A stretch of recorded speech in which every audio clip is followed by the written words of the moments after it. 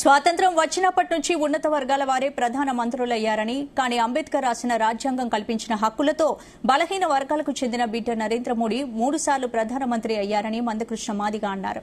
సిద్దిపేట జిల్లా చేర్యాల మండలం సెబాష్గూడెంలో మందకృష్ణ మాదిగ ఎమ్మెల్యే పల్లా రాజేశ్వరరెడ్డితో కలిసి అంబేద్కర్ విగ్రహాన్ని ఆవిష్కరించారు.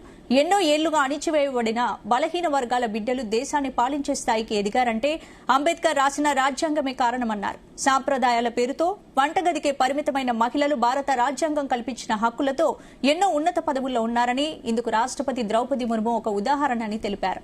వర్గీకరణ పోరాటం కేవలం మాదిగల కోసమే కాదని, డాక్టర్ బిఆర్ అంబేద్కర్ అందించిన రాజ్యాంగ ఫలాలు అందరికీ చేరడం కోసమేనన్నారు. అన్ని వర్గాల సహకారంతోనే వర్గీకరణ సాధ్యమైందన్నారు. ఉన్న కులాలు 1165, జనాభా కంటే మించి పొందుతున్నది 11 కులాలు. అంటే 1155 కులాలకు వాళ్ళ జనాభా పరంగా రిజర్వేషన్ అందలేదని కమిటీ చెప్పేసింది కదా.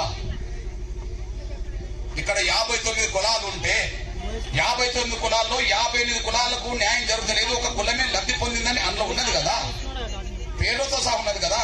ఇక్కడ 59 కులాల్లో ఒక కులమే వాళ్ళ జనాభా కంటే మించి పొందిందని చెప్పి పేరు రాసినప్పుడు, మహారాష్ట్రలో గట్లనే ఒక కులమే లబ్ధి పొందిందని పేరు రాసినప్పుడు, ఉత్తరప్రదేశ్ లో, పంజాబ్ లో, బీహార్ లో ఇట్లా ఒక్క కులం పొందుతుందని పేరు రాసినప్పుడు, అప్పుడున్న రాష్ట్రం కులాల సంఖ్య ఎంత?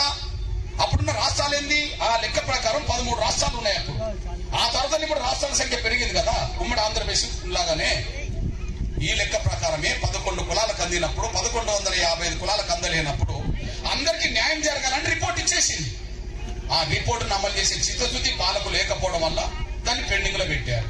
ఆ పెండింగ్ లో పెట్టడం వల్ల ఏమైంది? అన్యాయమే జరుగుతూ పెరిగింది. ఆ పెరుగుతూ వచ్చిన సమస్య అందరికీ న్యాయం జరగాలని చేసిన పోరాటం ఫలితమే ఇవాళ వర్గీకరణ జరగవచ్చు. కానీ మరి వర్గీకరణ కోసం పోరాటం మొదలుపెట్టింది 94 అనేసి మీ దృష్టికి వస్తున్నది. ఇక్కడ 94లో పోరాటం మొదలుపెట్టిందంటే మాలకు వ్యతిరేకంగా మనం ఎందుకు అనుకోవాలి? 1165 కులాల్లో 1155 కులాలకు న్యాయం జరగలేని రిపోర్ట్ చెప్పేసి ఎగ్జాంపుల్ ఆనాడు రిపోర్ట్ చెప్పింది కదా. మరి నేను 1994లో పోరాటం మొదలు పెడితే 1996లోనే జస్టిస్ రామచంద్రరాజ్ కమిషన్ చంద్రబాబు నాయుడు గారు వేశారు. రామచంద్రరాజ్ కమిషన్ రిపోర్ట్ 96లో అదే వచ్చింది.